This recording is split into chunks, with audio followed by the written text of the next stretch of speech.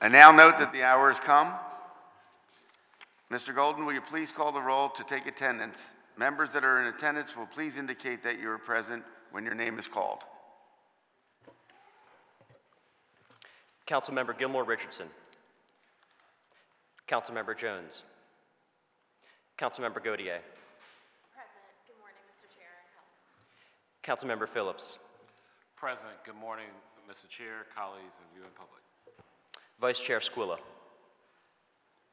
Chair Driscoll. Present. Well, thank you. A quorum of the committee is present, and this hearing is now called to order. This is the public hearing of the Committee on Licenses and Inspections regarding Bill number 240013.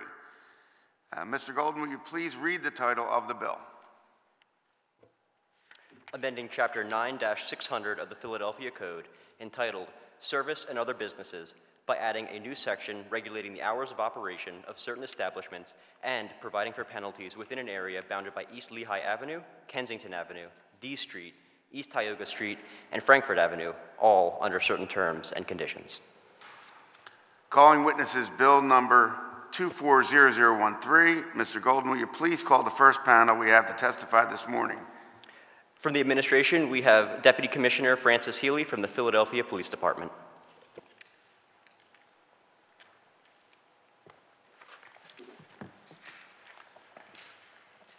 Good morning, Commissioner. Would you please state your name for the record and proceed with your testimony? Sure. Good morning, Councilmember Driscoll, and Vice Chair's not here, and other members of the Committee on License and Inspections. My name is Fran Healy. I'm the Deputy Commissioner in the Philadelphia Police Department. On behalf of Commissioner Bethel, thank you for allowing the Police Department the opportunity to voice its opinion on Bill number 240013, creating a commercial establishment curfew in the Kensington area. As you know, as part of the Mayor's executive order issued on January 2nd, 2024, the Police Commissioner has been tasked with developing a strategy, among other strategies, to permanently shut down all pervasive open-air drug markets, including but not limited to the open-air drug markets in the Kensington neighborhood of Philadelphia. Excuse me. Commissioner Bethel appointed Pedro Rosario as our Deputy Commissioner to specifically oversee this development, or the development and implementation of this strategy. As such, the PPD is very grateful for any additional tools that can be used to assist in accomplishing our mission. For this reason, the PPD fully supports the creation of the commercial establishment curfew for businesses between the hours of 11 p.m. and 6 a.m. We believe this curfew can positively impact crime and disorder that historically occurs during the overnight hours.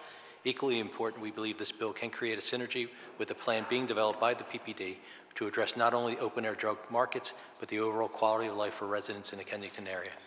That said, I would just like to specifically thank Council members Lozada, Harity, and Phillips for introducing this bill. On behalf of the Commissioner, again, thank you for allowing us the opportunity to voice our opinion, and I'd be happy to answer any questions. That concludes my testimony. Commissioner, thank you for your testimony. I don't know if we have any questions from the panel for the Commissioner. I just have one question. Deputy Commissioner, thank you for your testimony this morning. Can you speak to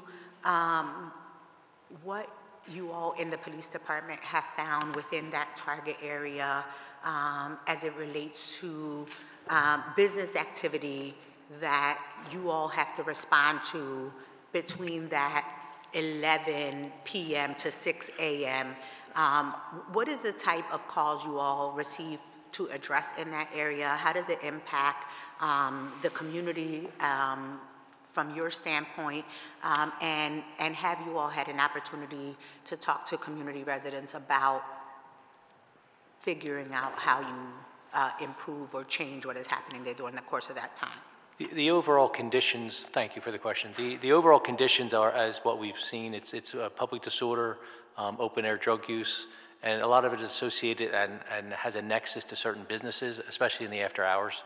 So being able to actually shut down the businesses would be incredibly helpful to try for us to kind of break the cycle that's occurring there on a regular basis. I mean, so we're appreciative of that aspect of it.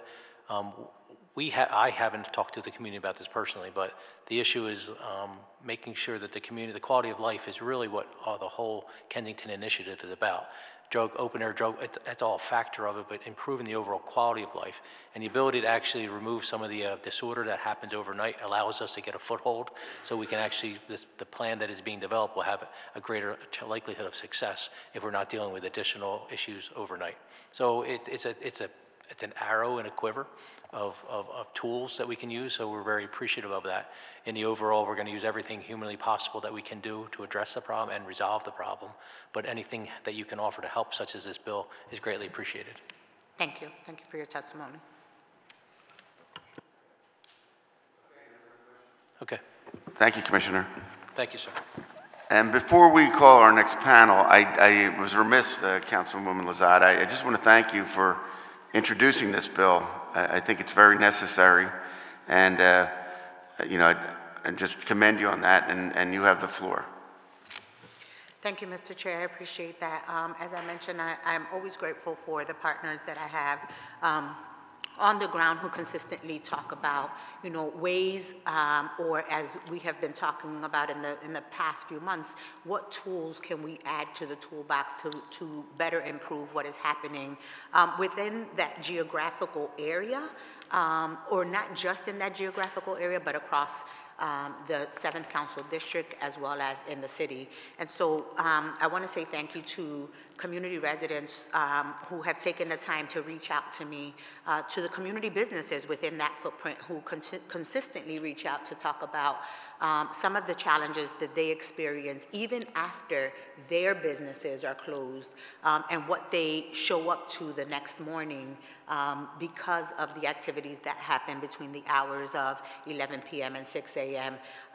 You know, there are many who have reached out who have asked us to try to further expand that target area. And I want folks to know that we hear them. We are working with our law department, with our commerce department, and with others to try to make that possible. At this particular time, unfortunately, we have been asked to just specifically stick to the target area where everything is kind of happening at the moment until we figure out what the kinks are, and then consider expanding the target area to be able to incorporate those other neighborhoods. But I'm grateful for community input.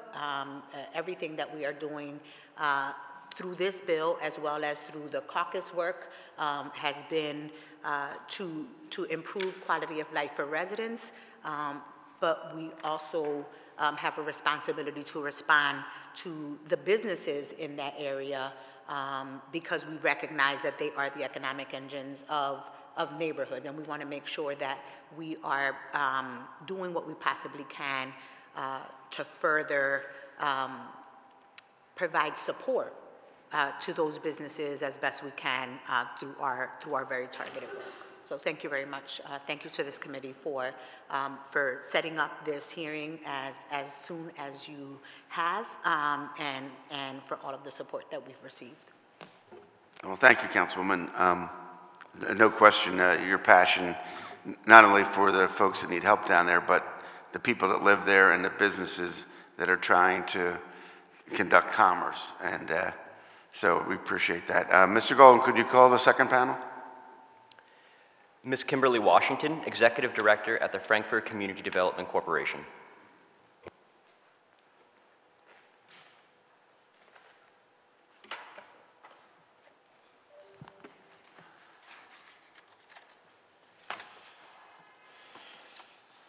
Good morning. Could you please state your name for the record? Kimberly Washington. Please proceed with your testimony. Good morning, Chairman Driscoll, and other members of the committee. I'm Kimberly Washington. I'm the Executive Director from the Frankfurt Community Development Corporation. As most of you know, our neighborhood is just north of Kensington. And so I want to start off by commending the residents and the organizations in Kensington. They have really been resilient in their efforts to have the city officials address what we believe is cleaning up Kensington, improving the quality of life, and providing services that are vital to the city's success of showing up as a world-class city. I also commend Mayor Parker for placing this issue at the top of her agenda in her 100-day plan, action plan for the city, and the council members who have recently formed the Kensington Caucus, which aims to execute a neighborhood-driven plan to address this crisis. And finally, I'll commend Councilman Jones on his recent bill to ban the gaming machines, because we also see that as part of these nuisance businesses that operate 24/7 and kind of contribute to this. However, I want to caution the city from looking at this as an isolated issue that only impacts Kensington. While Kensington is ground zero and has by far seen the worst of the epidemic and certainly deserves every resource and enforcement effort, the Frankfort neighborhood, which is only separated by one train stop, that's the area in Torresdale Station, is also a very vulnerable neighborhood with very similar demographics when it comes to racial makeup, poverty, educational attainment, vacancy, blight, and disinvestment. Bill number 24003 seeks to limit the operation hours of certain businesses along Kensington and Frankfort Avenue corridor from 6 a.m. to 11 a.m. We understand and appreciate the need for this legislation because, similar to Kensington, Frankfort has a number of what we call smoke shops and businesses that operate with food establishment licenses, but they barely sell any food, that have hours that extend for 24 hours. These establishments have also served as a nuisance on our commercial corridor, and several of them have been shut down on numerous occasions by L&I and by the health department, but they soon open right back up within a day or two. They have been the site for illegal drug sales, prostitutions, shootings, and other violent crimes. During COVID, we've seen a number of these 24/7 convenience stores open up along the commercial corridor, leaving us with about 3 to 4 every block of Frankfort Avenue between Church Street and Bridge Street. That's how concentrated it is. So again, we understand and appreciate what you're aiming to do with this bill. However, to limit the bill from Lehigh to Tioga leaves Frankfort in a very vulnerable place. Like I said, we're only separated by one train stop. And so what you do in Kensington will likely push that activity to Frankfort, because once the height of the activity is, like the police commissioner said, it's from 11 to 6 a.m., right? Because L&I is not out there to shut them down. Health department's not out there. A lot of people aren't out there calling the cops. So that is the height of the activity. If you close it down in Kensington from 11 to 6, they can come right up the street. And we have 3 to 4 on every block on our commercial corridor, and that activity will simply move from one place to the other. So again, we're in support of the bill. We are just simply asking that you consider extending the boundaries from Lehigh to Bridge Street, because that's where the close transit connectivity between the commercial corridor ends. There's a significant difference between the commercial corridor in Frankfort and where you pick up Driscoll and Mayfair. There isn't that same, those same types of businesses. It isn't that dense corridor. So folks would have a long distance to travel before they pick up another smoke shop that's operating 24/7. So please consider us in this legislation and extend the boundaries. Thank you. Well, thank you for your testimony. For the record, I want to note that Vice Chairman Mark Squilla has joined us, and I know that Councilmember Lozada would like to make some comments. I want to say thank you for all of your work along the Frankfort corridor. I know that you are a small CDC, yes, but your work is great and your work is broad. And so I just want to make sure that for the record, we note that, or I note that we appreciate your work. Completely understand your concern, and I agree with what you've said, right? We have, Deputy Commissioner Healy left, but we have had this conversation with Deputy Commissioner Rosario, who will be responsible for that Kensington initiative, who has also spoken to the inspector and the captain at the 15th Police District, ensuring them that the work that we're doing in Kensington will expand out to that Bridge and Pratt terminal. And so, although it is not part of the very targeted area that is specifically identified here, know that we have had those conversations because we do understand the concern.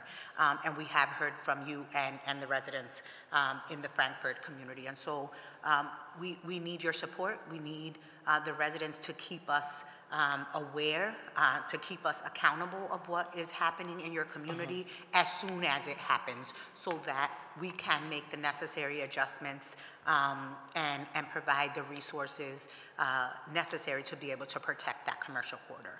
You have that commitment. Can I respond? Sure. I just want to say that that activity, so notifying you when it starts, that activity is already afoot in Frankfurt. So I understand expanding enforcement. However, if we allow them to remain open, then again, that activity just increases. So I appreciate the city's efforts to expand enforcement up there, but I think that businesses need to be closed so that they don't have access to what they have access to in Kensington. So I think that's the important piece that we're looking for, closure. Duly noted. Thanks. Thank you. Are there any other comments or questions from Councilman Phillips? Thank you, Chairman Driscoll. I too just want to co-sign and say that thank you for your testimony.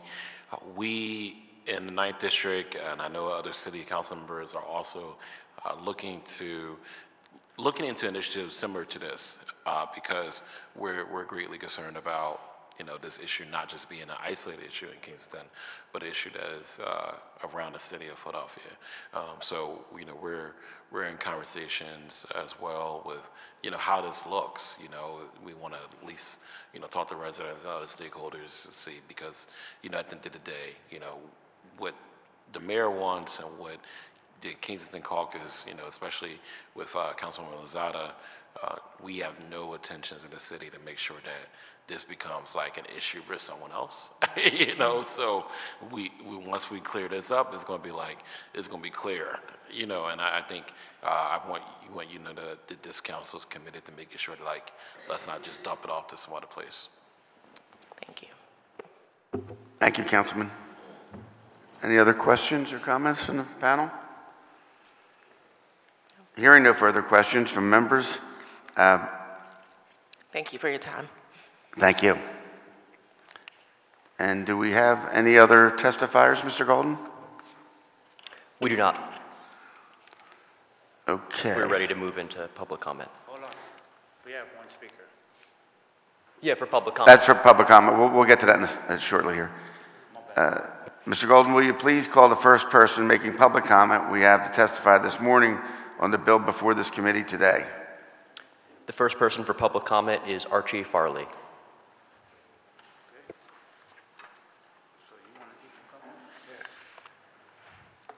Good morning. Good morning. Can you please state your name for the record and proceed with your testimony? Yes, my name is Archie Farley. I'm here representing the Community Action Relief Program, CARP. We're located in Kensington, at Kensington and Lehigh. We come out and we try to show people that there are still humans, that we care about you just because of being a human being. I've spoke with this young lady about the shelter system and our way of trying to help when people think there is no help. I'm here as the voice of Kensington Avenue, as saying we're trying to take Kensington Avenue back one block at a time. Like I said, we're called Community Action Relief Program, and we come out every Sunday. We give out food, we give out clothes. We have 2 on-call nurses for people for wound care. We have 2 registered counselors. If you're really serious and you want to get your life together, we can make a phone call and get you in somewhere. This is one of the volunteers. We try to show people that there are still human beings out there and that Kensington Avenue needs to be addressed as a whole, not part here, part there. It needs to be addressed as from Bridge Street to Front Street. Because if you move them from there, they're only going to find somewhere else to go. If there's nowhere for them to get the treatments and things that they need to better their life, it's just going to be a revolving door. And I've been on both sides of that table, so I know what it is to be. I walk up and down Kensington Avenue, I talk to anybody that listens, and I tell them, as long as you're part of that picture, you can't see yourself. But if someone can pull you from that picture and paint it to you with no sugar coats, no rose-colored glasses, nothing, 9 times out of 10, you're not going to want to go back to that picture. And I have people, everybody in Kensington knows me as Uncle Joe.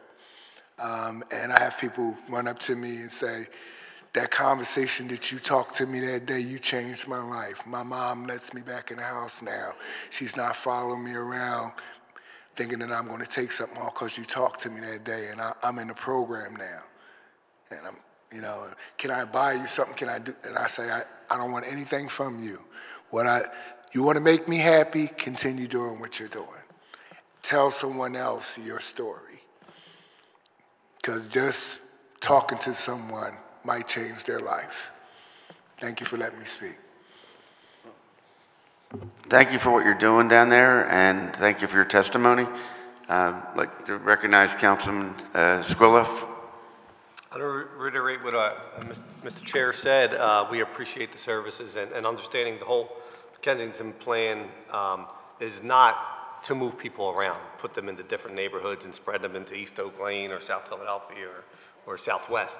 The goal is to understand and control an issue that's happening in an area, but this is a citywide program. This is going to be a citywide program that's going to be not only dictated by the area where Deputy Rosario is, but all other captains and areas and places throughout the city will also have the same direction. Now, there'll be a lot of resources in that area to hopefully address. That is the epicenter of some of the challenges we have to help the people off the street. So the goal is to get as many people into help as you can, and you're doing part of that with us, and we want to partner with anybody who's trying to help people get into recovery and get off the streets. But the goal is not just to move them north or west or east or anyway. No, so, I wasn't insinuating that we were moving people to different places. What I was saying that if you clean up the Kensington area, like we've been seeing them coming in the mornings, telling people that they can't sleep out here, they can't sleep in front of businesses. I've been all over the city, and I've seen places where they used to didn't be. They are now, because the police activity has been increased in the park they call Needle Nose Park. So now that they're not allowed to be there after certain hours, they're going into areas where they're infesting areas that... And those areas are going to have the same rules. Exactly. Yes, those other areas will have the same rules as the areas you see in Kensington. So if they're going to tell somebody that, you know, you can't be in a tent in front of somebody's house on Kensington Avenue, right. If they move into South Philly, you're going to be able to they're tell going them to the say, same listen, thing. you can't Rules be in a tent applied. in front of somebody's house there. If you Right. go into West Philly and you're in front of somebody's house and you want to put your tent in front of somebody, they're going to say, you can't put your tent in front of somebody. We want to help those folks get into services, and the goal, working with our outreach workers that are citywide, you know, the focus is in the Kensington area, but we have outreach workers throughout the whole city of Philadelphia. And our goal is to address those wherever the need is, right? And if somebody wants to move from Kensington into West Philly or South Philly, then when they do that, our outreach workers will should be there to help them and assist in those them. areas. And like I said, I spoke with this young lady here. This is Councilwoman Lozada. Yes, we spoke, because I'm also one of the members of ACT UP. It's an organization that comes out at 15th and Cherry every Friday morning at 7 a.m. And we have counsel there, we have food, we have non-perishable items that we give out. And I try to stay busy in the city. I'm part of like 3 different nonprofit organizations that I volunteer with that we try to help in the city as best as we can. And with y'all help and our help, we should be able to conquer this. Great, thank you. And I'd like to recognize Councilwoman Lozada. Thank you so much for the services that you provide in that community. I think it's important to know and to just follow up on what Councilmember Squilla just mentioned. You know, the work that we're doing in Kensington is going to take all of us. And every single provider out there providing a service is important, but they need to be responsible providers, right? I think for a really long time, we have seen billions of dollars getting poured into the Kensington community for the same types of services. We have some providers that are better than others, and what you should know is that we will continue to work with those providers who are responsible providers, who are good neighbors to the residents of Kensington, with the goal of breaking up the concentration that is happening there, because containment has not worked for a really long time. Yes. And we are not looking to work towards moving people into other neighborhoods, but into programs that will provide them real opportunities to live healthy lives. Yes. Because they deserve it, right? Yes, because everybody because the neighbors of the Kensington community deserve it. And so while these decisions that we are making at the moment may be difficult, and everyone will not agree with us at the beginning because change is hard, they are necessary. Change is necessary. But we are committed to working as partners with everyone that is in that footprint, that is providing a service to those who are suffering from addiction, or to the residents who call Kensington home, to ensure that quality of life is restored in that community. And to me, you couldn't ask for anything better. I mean, I lived on Clearfield and Roof. I watched Kensington go from a flourishing community to walking zombies. And like I said, I talk to anybody that listens, and I tell them this is a lie. And as long as you're part of this lie, you can't see yourself. But if someone can care enough about you as a human being to pull you from this and show you with no sugarcoat or nothing, I might just save your life. And one time in my life, I was one of those people. And someone talked to me, and I listened. And that's why I'm here today, and this is why I do what I do. Because everyone deserves a chance. What you do with that chance is between you and God, but everyone should deserve a chance. Well, thank you for your testimony, and thank you for coming today. Thank you very much for this. You're welcome. Mr. Golden, would you call the next presenter for public comment? Mr. Chair, there is no one else signed up for public comment. With that noted, I would like to thank all of the witnesses joining us today.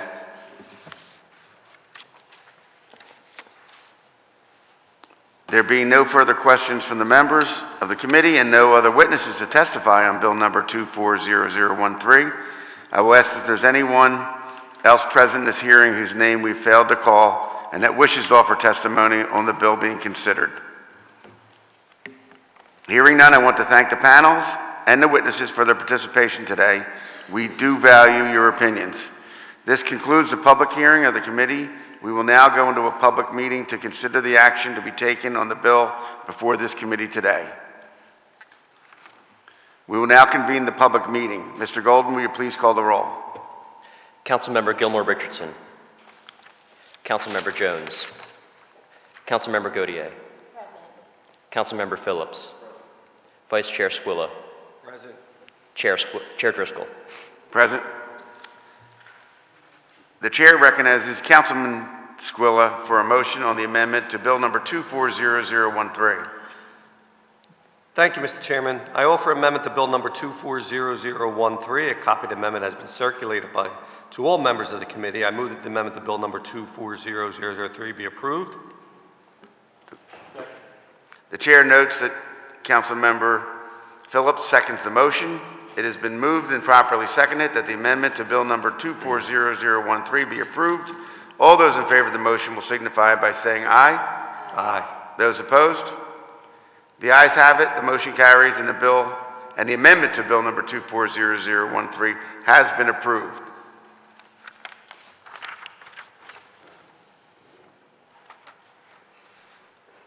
The chair recognizes Councilmember Squilla for a motion on the bill 240013 as amended. Thank you, Mr. Chair. I move the bill number 240013 as amended be reported from this committee with a favorable recommendation, and further move that the rules of council be suspended as to permit the first reading of this bill at the next session of council. Second. The chair notes for the record that Councilmember Phillips seconds the motion. It has been moved and properly seconded that bill number 240013 as amended be reported from this committee with a favorable recommendation, and further move that the rules of council be suspended to permit first reading of this bill at the next session of council. All those in favor of the motion will signify by saying aye. Aye. Those opposed? The ayes have it, the motion carries. And this concludes the business before the Committee on Licenses and Inspection today. Thank you all very much for your attendance.